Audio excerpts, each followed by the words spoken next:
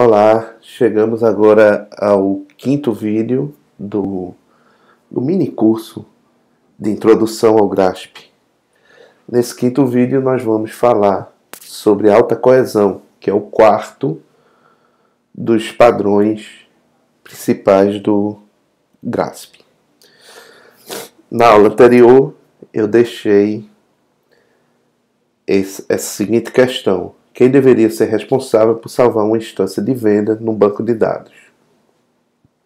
Se aplicarmos Information Expert aqui, uma vez que venda, o próprio objeto venda, é que conhece os seus atributos, portanto, o próprio objeto venda deveria ser a classe indicada para salvar os dados correspondentes a essa instância no banco de dados. Então, nesse exemplo, eu criei aqui um método chamado SaveOnDatabase e na implementação desse método eu leio os atributos de venda e mando para o banco de dados, nesse exemplo aqui, um banco de dados relacional. Só que essa solução não é boa para esse caso. Ela não é boa porque diminui a coesão da classe venda. Então, o quarto padrão de GRASP é justamente o alta coesão. O problema que ele quer resolver é como manter os objetos focados, fáceis de entender, gerenciáveis e ainda pouco acoplados.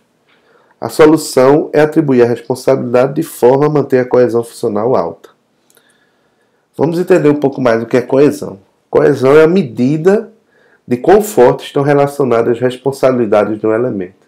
Aqui eu estou falando das suas responsabilidades entre si, dado um conjunto de responsabilidades que um objeto tem, o quão relacionadas elas estão entre si.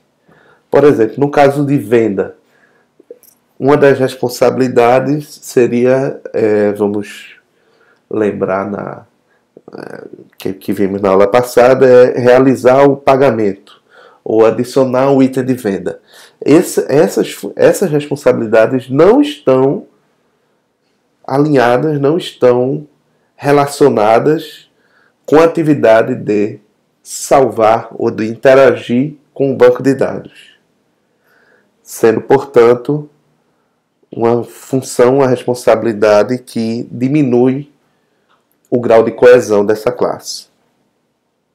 Quanto mais coeso for o objeto, menor o esforço para realizar suas responsabilidades.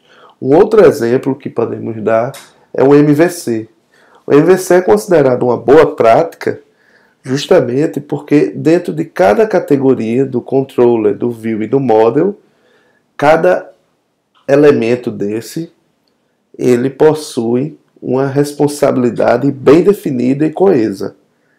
Então, todos os controllers que vão estar aqui no controller vão sempre mediar o relacionamento entre a view e o model, sendo, portanto, uma classe coesa, com um bom grau, um alto grau de coesão.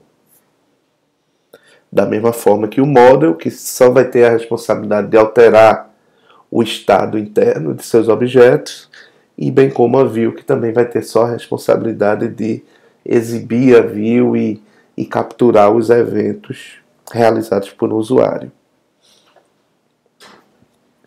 Então, portanto, reanalisando a questão proposta, quem deveria ser responsável por salvar uma instância de venda no banco de dados?